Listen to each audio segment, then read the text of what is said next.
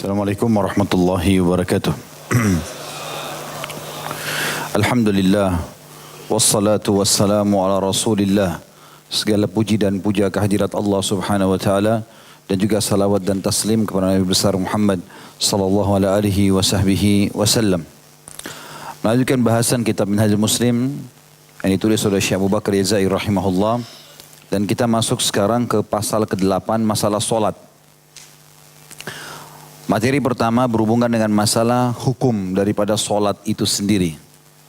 Tentu lingkupnya kita akan bicara masalah solat wajib 5 waktu.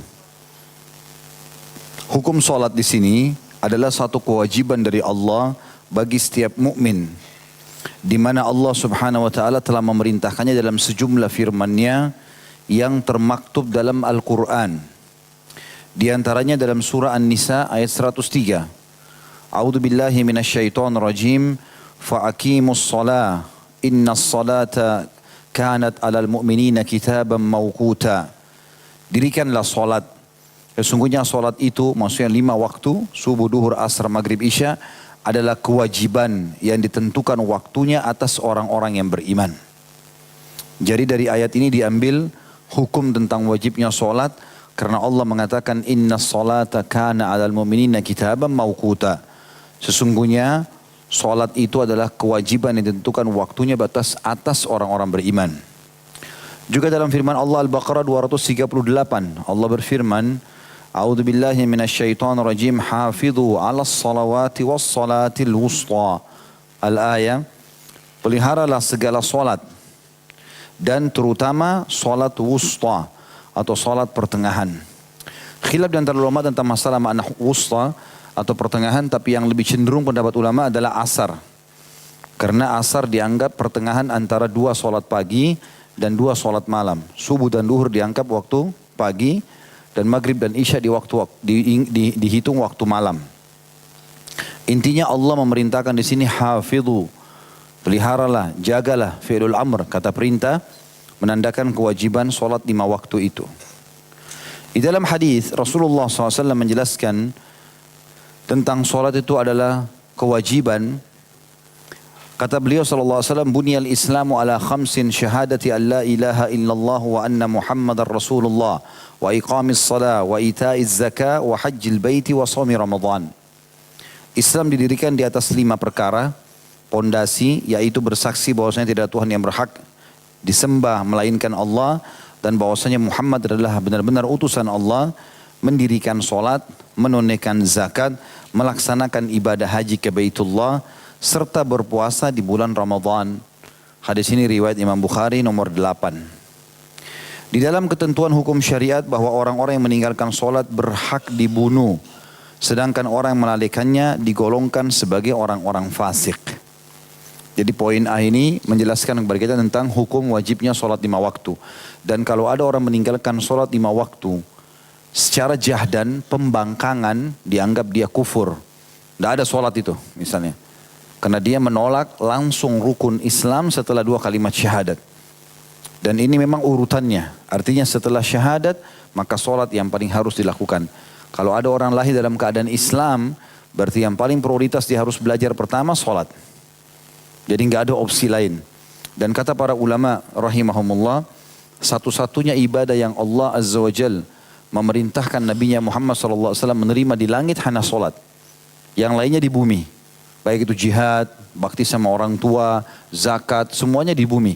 Jibril turun membawa wahyu tersebut kepada Nabi SAW. Tapi khusus solat, Nabi SAW diundang ke langit untuk menerima karena kemuliaan solat itu sendiri. Hakikat daripada solat itu teman-teman sekalian adalah komunikasi seorang hamba dengan Tuhannya. Tadi kasus kita solat isya misalnya. Kita sudah diajar dalam 5 waktu sholat umumnya. Atau sholat secara umum termasuk sunnah adalah gerakan-gerakan khusus, bacaan-bacaan khusus. Kalau kita renungi gerakan-gerakan dan bacaan tersebut, kita akan faham ini adalah gerakan dan bacaan ketundukan. Kita takbir, kemudian mata ke tempat sujud, lalu kemudian konsentrasi membaca bacaan yang sudah dipandu. Kalau baca yang lain tidak diterima. Kemudian ada syarat-syaratnya. Harus dengan tumaknina, dengan ketenangan. Harus menghadap kiblat, tutup aurat, dalam keadaan suci. Ada syarat-syarat. Ini menandakan sebuah gerakan atau gerakan-gerakan dan bacaan yang dikhususkan dalam bentuk ketundukan kepada Sang Pencipta Allah. Begitu pada saat ruku, orang tidak lakukan ruku kecuali memang penghormatan yang sangat tinggi. Begitu juga dengan i'tidal, dengan menyebutkan Sami Allahu liman hamidah, Allah telah mendengar orang yang memujinya, lalu disambung dengan sujud. Sujud adalah gerakan yang sangat luar biasa. Ini kalau pada manusia adalah penghinaan. Kalau dia sujud kepada seseorang, itu berarti dia sudah sangat luar biasa. Gitu. Tunduknya pada orang tersebut. Makanya Nabi SAW mengatakan, kalau boleh sujud kepada sesama manusia, maka kau akan suruh istri sujud pada suaminya. Tapi tidak boleh. Sujud hanya untuk Allah subhanahu wa ta'ala. Dan ini bentuk ketundukan. Saking terhinanya seorang hamba pada saat itu, Allah subhanahu wa ta'ala menjadikan sujud adalah waktu dan tempat terdekatnya seorang hamba dengan Sang Pencipta Allah. Kata Nabi SAW, akrabu abdun ila rabbihi wa huwa sajid. Paling dekatnya seorang hamba pada Tuhannya justru pada saat dia sujud. Padahal kalau kita bandingkan gerakan-gerakan sholat, kita lihat sebenarnya berdiri lebih tinggi daripada sujud. Duduk di antara dua sujud, duduk lebih tinggi daripada duduk di antara dua sujud lebih tinggi daripada sujud. Tapi sujud justru karena dia paling merendah, meletakkan yang paling terhormat bagi kita adalah wajah di tanah. Kemudian kita mengatakan subhana rabbiyal a'la, maha suci Tuhanku yang maha tinggi. Justru di situ karena puncak ya, terhinanya seorang hamba bagaimana dia tunduk kepada Sang Pencipta Allah, maka Allah pun menjadikan itu adalah tempat yang paling mulia bagi dia. Paling dekat dia dengan Allah subhanahu wa ta'ala. Bahkan kata Nabi SAW, kalau kalian ruku agungkan Allah, kalau kalian sujud perbanyaklah doa. Karena sangat jarang doa ditolak di waktu sujud. Juga ada hadis yang mulia yang pernah saya sebutkan. Hadis yang disahihkan oleh para ulama tentang Allah subhanahu wa ta'ala menjawab hambanya pada saat dia membaca Al-Fatihah. Pada saat dia mengatakan Alhamdulillahi Rabbil Alamin, segala puji bagi Allah Tuhan alam semesta, Allah menjawab hamadani abdi, hambaku memujiku, Ar-Rahmanir Rahim, yang maha pengasih lagi maha penyayang. Maka Allah menjawab athna alayya abdi, hambaku menyanjung-nyanjungku, Maliki Yaumiddin, raja yang sebenarnya pada hari pembalasan atau hari kiamat. Allah mengatakan majadani abdi, hambaku meletakkan aku pada kedudukanku. Iyyaka na'budu wa iyyaka nasta'in, hanya kepadamu kami menyembah dan hanya kepadamu kami minta tolong. Kata Allah, hadza li wa li abdi. Ini potongan pertamanya, iyyaka na'budu, hanya kepadamu kami menyembah. Ini adalah hakku kata Allah. Karena sembah artinya tunduk dan patuh kepada Allah, itu hanya haknya Allah. Wa iyyaka nasta'in, kepadamu kami minta tolong. Kata Allah, hadza li abdi. Ini untuk hambaku, dia boleh minta tolong. Ihdinas siratal mustaqim sampai akhir ayat. Siratal ladzina an'amta alaihim ghairil maghdubi alaihim waladdallin. Tunjukkanlah kami jalan orang-orang yang telah Engkau berikan nikmat kepada mereka dari para nabi-nabi, para syuhada, orang-orang yang jujur siddiq dan orang-orang saleh dari kaum muslimin. Bukan orang-orang yang kau murkahi yaitu kaum Yahudi, dan bukan orang yang kau sesatkan yaitu orang-orang Nasrani. Maka Allah menjawab hadza li abdi wa li abdi ma sa'al. Ini milik hambaku dan aku akan memberikan, atau hambaku akan mendapatkan apa yang dia minta. Maka ini adalah komunikasi seorang hamba dengan Tuhannya. Kita bisa bayangkan teman-teman kalau seandainya kita memiliki seseorang tokoh masyarakat yang membuka dirinya buat kita secara khusus. Silakan, ini nomor telepon saya pribadi. Apa saja hajat kamu silakan telepon. Setiap saat bisa hubungi saya. Bahkan kita dikasih waktu 5 kali sehari bisa masuk ke istananya untuk menyampaikan hajat kita. Tanpa ditolak, tanpa melalui penjaga. Bagaimana perasaan kita? Apa saja kita bisa sampaikan? Banyak orang yang tidak memikirkan masalah itu. Sebenarnya dia sehari 5 waktu menghadap kepada raja yang sebenarnya. Allah subhanahu wa ta'ala. Yang sangat gembira dengan taubat hambanya. Yang sangat menjanjikan pahala besar kalau orang patuh. Bisa memaafkan kalau orang itu minta maaf. Segala macam karunia ada padanya. Maka seorang muslim harus faham tentang kemuliaan solat ini. Para kaum salafus salih menjadikan solat ini betul-betul seperti yang Nabi SAW katakan tentang diri beliau. Innama ju'ila qurratu aini fis salah. Kata Nabi SAW, Allah telah menjadikan ketenangan mataku, kegembiraan hidupku di solat. Maka Nabi SAW kalau solat tidak bergerak. Beliau SAW menikmati bacaan tersebut sampai kadang-kadang lewat juz demi juz ayat Al-Quran. Nabi SAW masih tegak lurus seperti batang pohon kurma.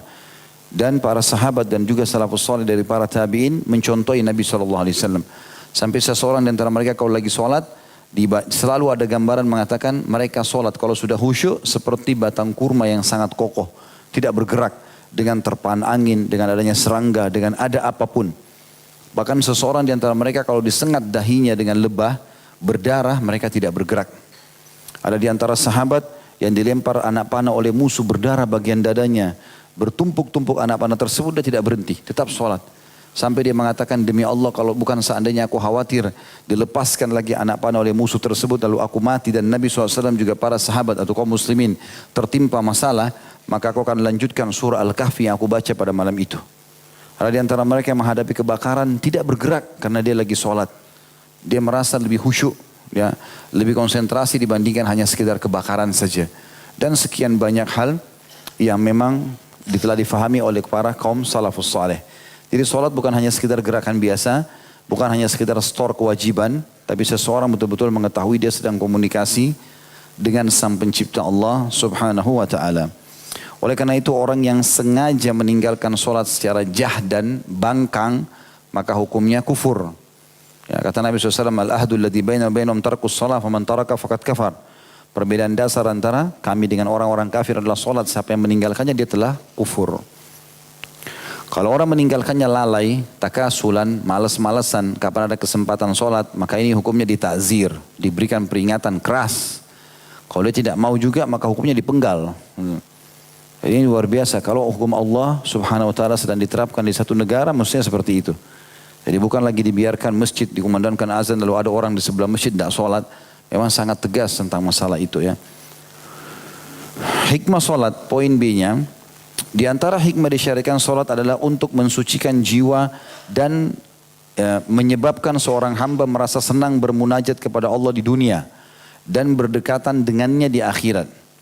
Sholat juga dapat menghindarkan pelakunya dari perbuatan keji dan mungkar. Kalau dikerjakan teman-teman uduk yang benar, bacaan yang benar, gerakan yang benar, berusaha konsentrasi, sholat itu akan menjadi tameng. Setelah sholat jadi nggak mau berbuat dosa. Tertameng dengan sangat kuat. Sebagaimana Allah ingatkan dalam surah Al-Ankabut ayat 45. A'udzu billahi minasyaitonir rajim wa aqimis shalah innas salata tanha 'anil fahsya'i wal munkar. Selalulah dirikan sholat itu. Mana dirikan, tegakkan dan kerjakan sementara kau dalam keadaan berdiri. Kecuali tidak mampu baru duduk. Sesungguhnya sholat itu mencegah dari perbuatan-perbuatan keji dan mungkar. Kalau ada orang rutin sholat dia masih bisa berbuat dosa, ini berarti masih tanda tanya tentang kualitas sholatnya. Kapan dia kerjakan dengan baik, maka itu betul-betul akan menjadi tameng dari perbuatan-perbuatan salah. Seperti biasa, setiap ibadah pasti akan ada keutamaannya. Dan sholat memiliki keutamaan yang sangat banyak sekali. Kata Syekh Abu Bakar rahimahullah di poin C-nya tentang masalah keutamaan sholat. Dalam menjelaskan keutamaan sholat serta keagungannya, cukuplah dengan membaca sejumlah hadis Nabi SAW berikut ini, kata beliau. Yang pertama adalah hadis yang diriwayatkan Tirmidzi nomor 2616. Kata Nabi SAW, Ra'sul amril Islam wa amuduhus salah wa dhirwatu sanamihil jihadu fi sabilillah. Pokok urusan agama adalah Islam. Semua perjuangan tertuju kepada penerapan Islam. Dan tiang utamanya Islam dianggap itu Muslim, sholat. Dan puncak daripada penilaian orang itu Muslim atau tidak adalah jihad di jalan Allah. Kapan dipanggil berperang membela agama Allah dia siap. Itu puncaknya daripada agama Islam. Juga sabda Nabi SAW dalam hadis yang diriwayatkan Imam Muslim nomor 82 dengan sanad sahih tentunya. Kata Nabi SAW, bainar rajuli wa bainal kufri tarkus salah. Pembeda antara seseorang dengan kekufuran adalah meninggalkan salat. Juga sabda Rasulullah SAW dalam hadis Bukhari nomor 25 dan Imam Muslim nomor 22. Kata Nabi SAW, umirtu an uqatilan nasa hatta yashhadu an la ilaha illallah wa anna Muhammad Rasulullah wa yuqimus salata wa yu'tuz zakah fa in fa'alu dhalika asamu minni dima'ahum wa amwalahum illa bihaqqil Islam wa hisabuhum 'ala Allah azza wa jalla. Aku diperintahkan memerangi orang-orang hingga mereka bersaksi bahwasanya tidak ada Tuhan yang berhak disembah melainkan Allah dan bahwasanya Muhammad itu adalah utusan Allah. Setelah mereka syahadat, mendirikan salat, ini saksi bahasan kita, menunaikan zakat. Jika mereka melakukan itu, maka mereka telah melindungi darah dan harta mereka dariku. Kecuali yang berkaitan dengan hak Islam. Dan hisab perhitungan mereka diserahkan kepada Allah Subhanahu wa ta'ala. Juga sabda Nabi SAW waktu ditanya mengenai amal apa yang paling utama, paling besar pahalanya. Hadis riwayat Muslim nomor 85. Kata Nabi SAW, as-salatu liwaktiha. Salat pada waktunya. Juga sabda Rasulullah SAW, mathalus salawatil khamsi kamathali nahrin azbin ghamrin bibabi ahadikum yaktahimu fihi kulla yawmin khamsa marrat. Fama tarawna dhalika yubki min daranih. Qalu la syai'. Qala fa inna salawatil khamsa tudhibu dhunuba kama yudhibul ma'ud daran. Perumpamaan solat yang 5 waktu seperti sebuah sungai yang airnya tawar dan berlimpah yang melintas di depan pintu rumah salah seorang di antara kalian, di mana ia mandi dalamnya setiap hari sebanyak 5 kali. Maka apakah menurut kalian masih ada kotoran yang tersisa padanya? Kata para sahabat, tentu tidak ada ya Rasulullah. Kalau sehari orang mandi 5 kali, gak bakal ada kotoran lagi di badannya. Maka Nabi SAW bersabda, maka sesungguhnya solat yang 5 waktu itu akan menghapuskan dosa-dosa sebagaimana air membersihkan kotoran. Hadis ini sahih diriwayatkan oleh Imam Muslim nomor 668. Ya. 2 buah atau 3 buah hadis yang terakhir ini juga, kalau hadis yang tadi nomor 3 yang kita sebutkan tentang ya, perintah untuk mengerjakan 2 kalimat syahadat, habis itu sholat, habis itu zakat, habis itu puasa Ramadan, habis itu haji. Ini juga dikuatkan dengan hadis Bukhari yang lain, di mana Nabi SAW untuk mengutus Mu'adz bin Jabal radhiyallahu anhu ke Yaman sebagai dai. Maka Nabi SAW mengatakan, hai Mu'adz, engkau akan mendatangi ahli kitab dari Yahudi dan Nasrani. Yang pertama kau dakwahi mereka 2 kalimat syahadat.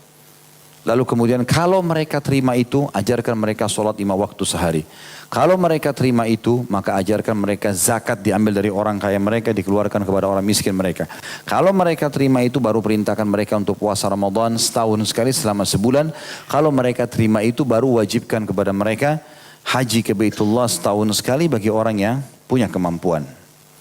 Sedangkan tentang hadis, ya, pembersihan dosa ini cukup banyak yang berhubungan dengan mirip hadis seperti ini. Tapi yang jelas intinya solat digambarkan dengan sungai, air tawar yang mengalir dengan deras. Lalu seseorang terjun dan mencuci badannya di situ. 1 hari 5 kali. Apakah akan tertinggal kotorannya? Kata para sahabat, tidak ada ya Rasulullah. Begitu juga perumpamaan 5 waktu solat. Dan ini dibersihkan adalah dosa-dosa kecil. 5 waktu solat sebenarnya itu kita seperti tanda kutip absen dengan Allah. Dipanggil hayya 'alas shalah, hayya 'alal falah, ayo salat, ayo menuju kepada kemenangan. Subuh dipanggil, duhur dipanggil, asar dipanggil, maghrib dipanggil, isya dipanggil. Semuanya agar kita kembali dan mengabsen diri kita kepada Allah SWT. Begitu kita wudu, jatuh dosanya. Begitu kita masuk masjid, juga diampuni dosanya. Begitu kita sholat, diampuni dosanya. Ya, sholat sunnah atau sholat wajib. Begitu kita doa di antara azan dan iqamah juga diterima doanya. Jadi ini semua adalah hal-hal karunia yang luar biasa yang Allah Subhanahu wa ta'ala siapkan untuk kita. Juga sabda Rasulullah SAW diangkat oleh beliau di dalam hadis riwayat Muslim nomor 228, "Ma min mri'in muslimin tahduruhu salatun maktubatun fayuhsinu wudu'aha wa khushu'aha wa ruku'aha illa kanat kaffaratun lima qablaha min adh-dhunubi ma lam yu'ti kabira wa dzalika ad-dahru kulluh." Tidaklah seorang muslim yang waktu salat wajib telah hadir lalu ia membaguskan wudu'nya, kekhusyuannya dan rukuknya, melainkan solatnya itu akan menjadi kafar atau penghapus dosa-dosa yang telah diperbuat sebelumnya selama ia tidak melakukan dosa besar, dan itu berlaku untuk sepanjang masa. Selama dia solat, semua dosa kecilnya dibersihkan. Ya, tentu ini bukan menggampang-gampangkan dosa ya, karena kita tidak tahu apakah dosanya itu akan dibersihkan secara keseluruhan atau mungkin ada dosa yang hanya dibersihkan di waktu tertentu. Ya, kita tidak tahu kadarnya. Betul memang Allah SWT luas rahmatnya di sini, tapi jangan sampai dijadikan sebagai bahan permainan. Karena ada sebagian orang begitu, dia pikir dengan dia puasa hari Arafah diampuni dosa setahun yang lalu dan setahun akan datang. Dia pikir puasa Ashura, sehari puasa diampuni dosanya setahun yang lalu. Oh, setiap wudu jatuh dosanya. Ya, kemudian setiap sholat juga begitu, berguguran dosa-dosanya. Ada sebuah athar disebutkan kalau seorang hamba sedang sholat maka diletakkan dosa-dosanya seperti tumpukan gunung di punggungnya. Kalau dia rukuk maka berjatuhan semua ya dosa-dosa tersebut. Ada banyak pembersihan dosa. Tetapi yang kita perlu garis bawahi, kita tidak pernah tahu apakah dosa kita semua sudah bersih dengan cara itu atau hanya dibersihkan sebagiannya. Gitu kan. Maka jangan sampai kita salah dalam pemahaman seperti ini. Rahmat Allah luas. Tapi kita harus membalas kebaikan Allah dengan kebaikan. Allah mengatakan dalam Al-Quran, A'udzubillahi minasyaitonirrajim wa ahsin kama ahsanallahu ilaik. Berbuat baiklah kamu sebab Allah, sebagaimana Allah telah berbuat kepadamu. Allah berikan kita tubuh kita sehat, mata kita bisa melihat, telinga bisa mendengar, kita bisa menikmati manis, asam, kita bisa hidup, bisa berumah tangga, bisa punya kendaraan, bisa segala macam. Banyak hal yang kita lakukan dan cobaan dalam hidup cuma sedikit. Maka kita harus menunggangi nikmat-nikmat Allah ini dengan kebaikan. Kita kalau kerja di satu perusahaan teman-teman sekalian dan bos kita sudah sangat baik, pekerjaan juga sudah diberikan yang bagus, gaji yang bagus, maka tugas kita membalas itu dengan kebaikan. Jangan bilang, bos saya kan orangnya baik, sudah nggak apa-apa deh, saya nggak usah datang kerja, lalaikan aja pekerjaan. Mana yang benar? Kita balas kebaikan dia dengan kebaikan atau kita balas dengan malah kelalaian? Hah? Benar. Kenapa antum masih malas kalau begitu? Berarti kebaikannya Allah luas. Maka rahmat Allah yang banyak ini dibalas dengan kebaikan. Otomatis nanti rahmatnya Allah akan lebih luas. Kalau kita sudah diberikan yang terbaik oleh perusahaan, lalu kita berbuat baik sama mereka, maka pemilik perusahaan makin senang. Maka makin ditambah bonus ini, bonus itu dan segala macam. Itu yang harus kita lakukan. Allah juga mengatakan dalam surah Ar-Rahman, hal jazaul ihsani illal ihsan. Bukankah balasan kebaikan harus dengan kebaikan? Ya. Sedangkan orang berbuat buruk saja kita harus balas dengan kebaikan. Apalagi kalau dasarnya Allah zat yang maha pemurah, sangat baik. Ya, Allah itu sangat penyayang dengan kita. Maka harusnya kita balas dengan kebaikan-kebaikan. Jadi pembersihan-pembersihan dosa seperti ini teman-teman sekalian, kita bersangka baik dengan Allah subhanahu wa ta'ala. Mungkin ada dosa kita tidak sengaja, lalu Allah maafkan. Tapi bukan berarti sudah bersih semuanya. Sehingga kita akhirnya lalai, ya, tidak melakukan perbuatan-perbuatan yang baik. Kita boleh meyakini dan pasti benar Allah itu Ghafurur Rahim. Allah maha pengampun dan maha penyayang. Tapi Allah juga dari satu sisi lain syadidul iqab. Hukumannya sangat berat. Jadi jangan sampai dipermainkan. Kita kalau bermain-main sembarangan saja sama bos kita walaupun dia baik, mungkin dia akan marah, ya, dia akan hukum. Ya, Allah SWT maha pemurah, tapi Allah kalau sudah sekali menghukum, maka akan sulit sekali seseorang itu lepas dari hukuman tersebut. Makanya Allah mengatakan, sesungguhnya hukuman Tuhanmu sangat menyakitkan. Kalau sudah datang, peringatan Allah kita nggak mau engah, maka yang datang nanti malah sesuatu yang berat. Juga ada hadis teman-teman yang tidak disebutkan Syekh Abu Bakar rahimahullah, kalau sholat itu adalah amal yang akan dihisab pertama di hari kiamat. Kalau dia baik, maka beruntunglah orang tersebut. Dan kalau dia rusak, maka rugilah dia. Artinya kalau dia berbuat baik dengan sholatnya, kata ulama, berarti sholat itu akan membantu dia menyempurnakan ibadah yang lain. Kapan tolok ukurnya sholat aja tidak khusyuk, berarti ibadah lain pasti lalai. Udah pasti seperti itu. Ya, sampai sebagian kaum salaf mengatakan, jangan kau percaya seseorang itu adalah orang yang dekat dengan Allah sampai kau lihat sholatnya. Para sahabat menjadikan sholat 5 waktu itu sebagai tolok ukur. Kata Abdullah bin Mas'ud radhiyallahu anhu, kami di zaman Nabi SAW mengetahui kalau orang itu munafik apabila dia tidak hadir di 5 waktu sholat tepat waktu. Cukup itu jadi patokan. Dan para sahabat, kata Nabi, kata para sahabat, kalau dikumandangkan azan di zaman Nabi SAW, maka kami saling topang menopang untuk pergi ke masjid. Sampai seseorang yang sakit ditopang oleh temannya berdua kiri kanan untuk dibawa ke saf. Dan pada saat sholat dia sambil pegang pundak temannya. Saking tidak maunya kehilangan sholat berjamaah. Nah ini, jadi kalau orang punya udur tentunya, tapi kalau tidak, maksudnya seseorang tidak melalaikan sholat tersebut. Ya, apalagi keutamanya sangat banyak. Materi kedua tentang pembagian sholat. Ada sholat wajib, ada sholat sunnah, dan ada sholat nafilah. Poin A-nya sholat wajib. Adapun yang dimaksud dengan sholat wajib adalah sholat yang 5 waktu, yaitu sholat duhur, sholat asar, sholat maghrib, sholat isya, serta sholat subuh. Berdasarkan sabda Rasulullah SAW di dalam hadis diriwayatkan Imam Ahmad nomor 22.185 dengan sanad hasan. Kata Nabi SAW, khamsu salawatin katabahunna Allahu ala al-ibad.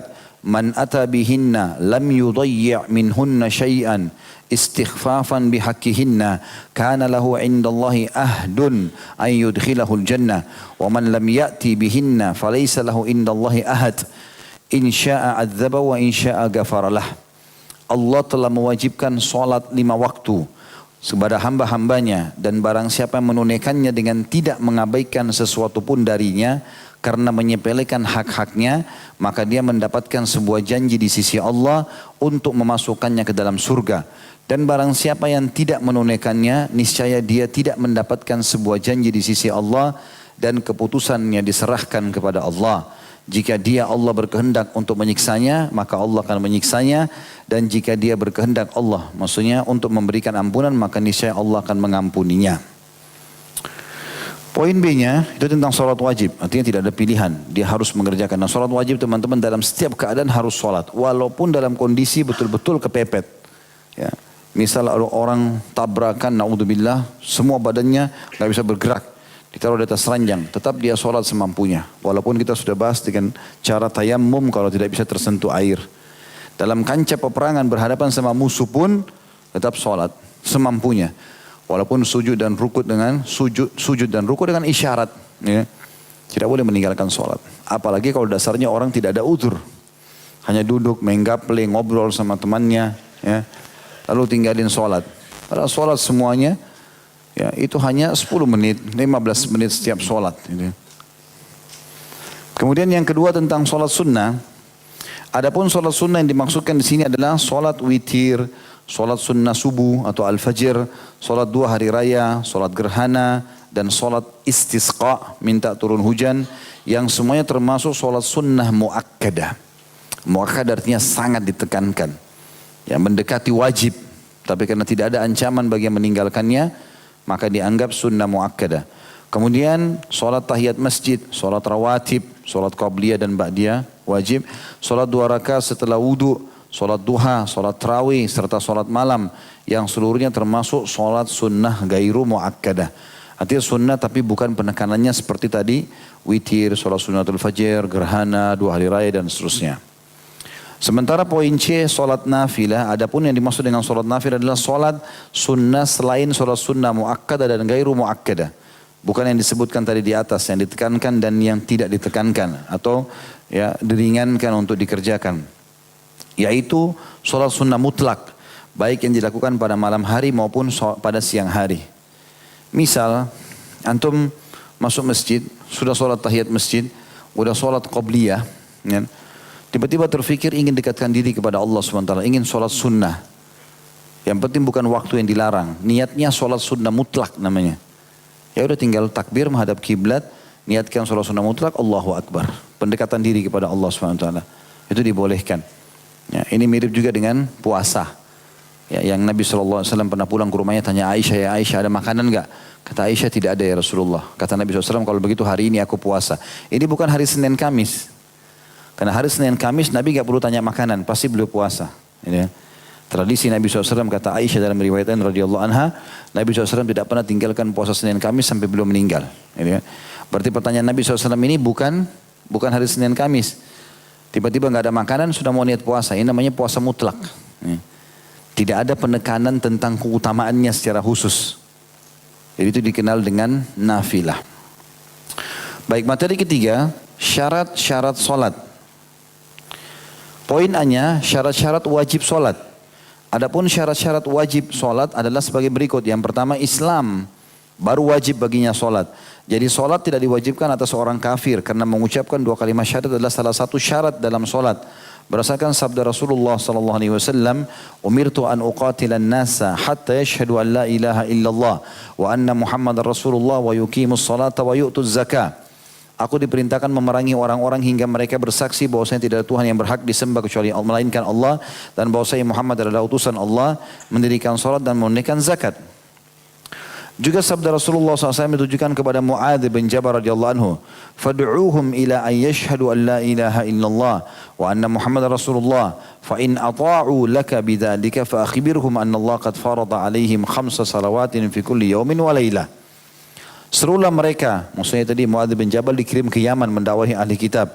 Seru mereka hingga mereka bersaksi bahwasanya tidak ada Tuhan yang berhak disembah melainkan Allah, serta Muhammad itu adalah utusan Allah. Jika mereka mentaati seruanmu dengan mengucapkan kesaksian tersebut, maka kabarkanlah kepada mereka bahwa Allah telah mewajibkan kepada mereka solat 5 waktu dalam sehari semalam. Hadis ini riwayat Imam Bukhari nomor 1496.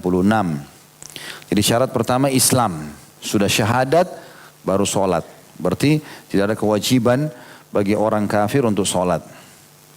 Yang kedua, berakal atau sehat, baru wajib baginya. Jadi sholat tidak diwajibkan atas orang gila. Berdasarkan sabda Rasulullah SAW dalam hadis yang disahih riwayatkan Imam Ahmad nomor 24173, rufi al-qalamu an thalath, anin naimi hatta yastayqidh, wa anis sabi hatta yahtalim, wa anil majnuni hatta yaqil. Kalam atau pena pencatat amal diangkat dari 3 orang, yaitu dari orang tidur hingga ia terjaga, dari anak kecil hingga ia dewasa, dan dari orang gila hingga ia berakal. Jadi di sini harusnya berakal. Ya. Yang ketiga, balik, baru wajib sholat. Kalau belum balik tidak ada kewajiban. Jadi sholat tidak diwajibkan atas anak kecil, sehingga ia berihtilam atau mimpi hingga keluar mani sebagai tanda baliknya. Tetapi meskipun demikian, ia tetap harus diperintahkan menunaikannya dengan maksud menanamkan kecintaan atau kegemaran terhadap sholat. Berdasarkan sabda Rasulullah SAW, muru awladakum bis salati idha balagu sab'an, wadribuhum alaiha idha balagu ashran, wa farriku bainahum fil madaji'. Perintahkan anak-anakmu supaya mendirikan sholat saat usia mereka genap 7 tahun. Dan pukullah mereka kalau meninggalkannya saat usia 10 tahun. Serta pisahkan di antara mereka di tempat tidur. Hadis ini riwayatkan Tirmidzi dan beliau menghasankannya. Dan lafaz ini mirip Imam Ahmad di nomor 6650. Jadi harusnya dewasa baru bisa sholat. Tetapi anak-anak dibiasakan sholat dari kecil. Dan di sini maksud pukul mereka di umur 10 tahun adalah pukulan yang darbatun ghairu mubarrah. Pukulan yang tidak berbekas. Ya, hanya untuk memberikan peringatan kalau di umur 10 tahun. Dikhawatirkan 10 tahun ini ada sebagian wilayah sudah mencapai umur balik.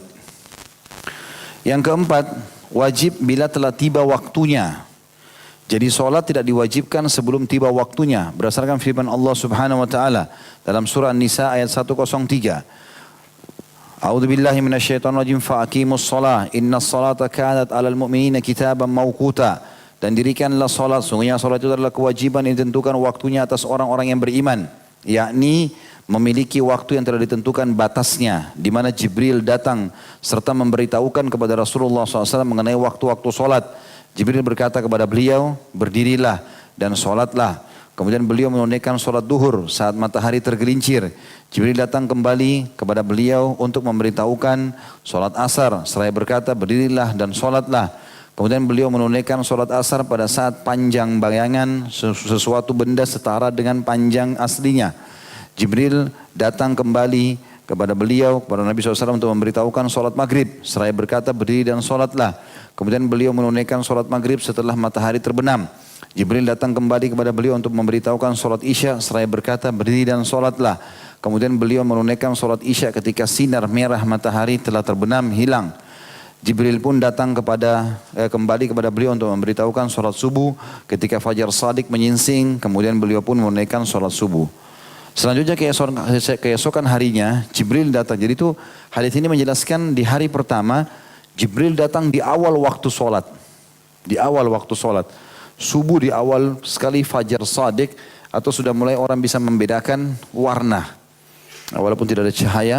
Itu awal waktunya. Kemudian waktu duhur pada saat bayangan sama seseorang mulai sama rata terus tergelincir sedikit. Waktu asar sudah mulai hilang bayangan seseorang. Waktu maghrib keluarnya awan merah. Hilang awan merah sudah mulai gelap masuk waktu isya. Jibril datang hari pertama semuanya di awal waktu. Selanjutnya keesokan harinya, hari kedua, Jibril datang kembali untuk memberitahukan sholat duhur kepada beliau. Seraya berkata, berdirilah dan sholatlah. Kemudian beliau pun menunaikan sholat duhur ketika panjang bayangan sesuatu setara dengan panjang aslinya.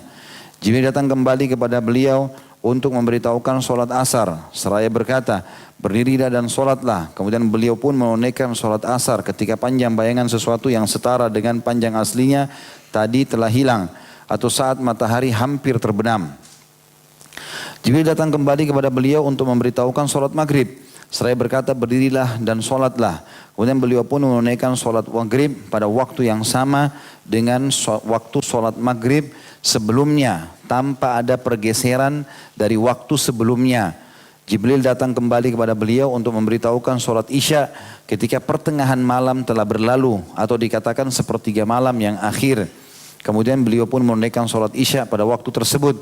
Jibril datang kembali kepada beliau untuk memberitahukan sholat subuh ketika keadaan sudah terang benderang, sudah hampir terbit matahari. Seraya berkata berdiri dan sholatlah. Selanjutnya Jibril pun berkata di antara kedua waktu tadi adalah waktu sholat. Hadis ini riwayat Ahmad nomor 14.129, An-Nasai 526. Syarat yang kelima wajibnya sholat adalah suci dari darah haid dan nifas bagi wanita. Jadi sholat tidak diwajibkan atas wanita yang sedang haid dan nifas sehingga ia suci terlebih dahulu. Berdasarkan sabda Rasulullah SAW kepada Fatimah binti Abi Hubaish, "Idza akbalat haidatuki fatrukis salah." Jika haidmu datang, maka tinggalkanlah solat. Hadis ini diriwayatkan oleh Imam Bukhari nomor 228 dan Imam Muslim 333. B-nya syarat sah solat. Tadi syarat wajib. Wajibnya dengan 5. Seorang muslim, balik, berakal, gitu kan. Kemudian masuk waktu dan juga yang kelima adalah suci dari darah haid dan nifas. Sekarang syarat sahnya. Adapun syarat sah solat sebagai berikut. Yang pertama suci dari hadas kecil, yaitu hadas yang mewajibkan wudu. Suci dari hadas besar, yaitu hadas yang mewajibkan mandi, ya ketika atau karena janabah, serta suci dari kotoran yakni najis, baik pada pakaian, badan maupun tempat solat. Berdasarkan sabda Rasulullah SAW, la yakbalullahu salatan bighairi tuhur. Allah tidak akan menerima salat yang dilakukan tanpa bersuci. Hadis ini sahih riwayat Muslim nomor 224. Jadi dia suci dari hadas kecil, seperti keluar angin, kencing, buang air besar, dianggap itu adalah hadas kecil. Ini mewajibkan dia wudu, dia cebok, dia wudu. Dan hadas besar adalah dia mandi dari junubnya. Ini termasuk hadas besar. Yang kedua, syarat sahnya solat selain suci tadi, juga termasuk pakaian sama tempat solat harus suci dari najis. Yang kedua, menutup aurat. Berdasarkan firman Allah Subhanahu wa taala dalam surah Al-A'raf ayat 31. A'udzu billahi minasyaitonir rajim. Khudhu zinatakum 'inda kulli masjid. Hai anak Adam, ya, pakailah pakaianmu yang indah setiap kali memasuki masjid. Jadi solat yang dilakukan dengan aurat yang terbuka dihukumi tidak sah. Karena pakaian yang dimaksud dalam ayat tersebut adalah pakaian yang menutupi aurat. Batasan aurat laki-laki dalam solat ialah bagian di antara pusar dan kedua lututnya. Dan batasan aurat wanita dalam solat adalah selain dari muka dan seluruh serta kedua telapak tangannya. Berdasarkan sabda Rasulullah SAW, la yakbalullahu salata haidin illa bi khimar. Allah tidak akan menerima solat wanita yang telah haid atau balik kecuali dengan memakai kerudung atau baju kurung. Hadis ini riwayat Abu Daud dengan sanad baik nomor 641. Juga berdasarkan sabda Rasulullah SAW ketika ditanya mengenai solat wanita yang memakai gamis dan jilbab tanpa disertai kain, seraya bersabda, "Idza kanat dir'u sabighan yughatti zuhura qadamaiha." Jika gamis itu panjang sehingga menutupi bagian atas kedua kakinya. Hadis ini hadis sahih diriwayatkan oleh Abu Daud dan Al-Hakim, dan ini lafadznya Abu Daud nomor 640. Jadi artinya kalau ada wanita langsung pakai mukennah saja, dia tidak menggunakan pakaian lapis dalam, mungkin karena habis mandi, lalu dia pakai mungkin tertutup semuanya, cuma wajah telapak tangan yang kelihatan, tidak ada masalah. Nah, intinya di sini adalah menutup aurat. Yang ketiga, syarat sahnya solat baru diterima menghadap kiblat. Dengan demikian maka solat yang dilakukan dengan menghadap ke arah selain kiblat Ka'bah dihukumi tidak sah. Berdasarkan firman Allah Subhanahu wa taala dalam surah Al-Baqarah ayat 144. Kata Allah Subhanahu wa taala, "A'udzubillahi minasyaitonir rajim wa haitsu ma kuntum fawallu wujuhakum syatrah."